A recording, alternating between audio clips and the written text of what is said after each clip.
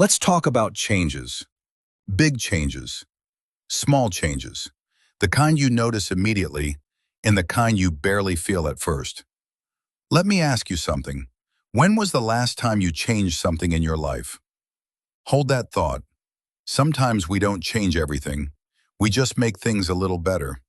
In English, for small changes, we often say, make adjustments, make alterations, or make modifications. These sound formal, careful, professional. But in everyday English, we often say, make tweaks. For example, we made a few tweaks to the website. Nothing dramatic, just small improvements. Have you ever made small tweaks in your routine, your schedule, your habits? Tell me in the comments later. But sometimes small changes aren't enough.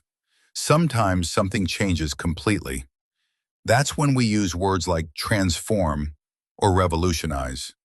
The internet has revolutionized the way people communicate. Think about that.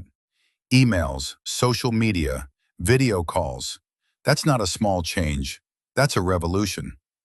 And when you say transform, you usually transform one thing into something else. For example, the city transformed the vacant lot into a playground. Same place, completely different purpose. Let's look at everyday changes. When you put on different clothes, you change your clothes. When you take off a baby's dirty diaper and put on a clean one, you change the baby's diaper.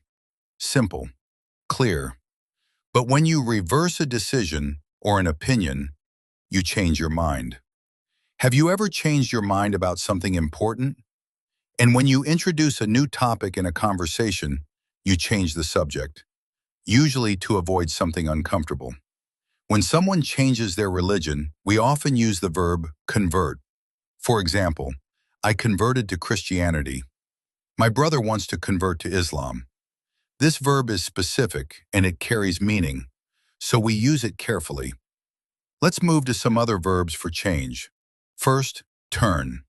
We often use turn with colors. For example, bananas turn black if you put them in the refrigerator. You've probably seen that. We can also say turn into as a more informal way to say transform into. Our living room couch turns into a bed. One thing becomes another. Next verb, become. We use become with emotions and states of being. For example, my sister became angry when she found out I broke her computer. Totally understandable. We also use become with situations becoming clear. It's becoming clear that the treatment isn't working.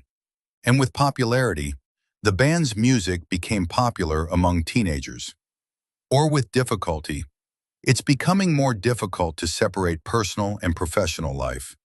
And yes, we also use become with professions. My brother became an actor. Now here's a very important one, get. Get is more informal than become. We use it with emotions and comparative adjectives. For example, I'm getting excited about my trip to Spain.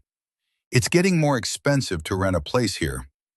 And a very honest question, will it ever get easier to understand movies in English? But remember, we do not use get with professions. You don't say, he got a doctor. Finally, let's look at go. We use go in a few specific collocations. For example, go bald, lose your hair. Go blind, lose your sight.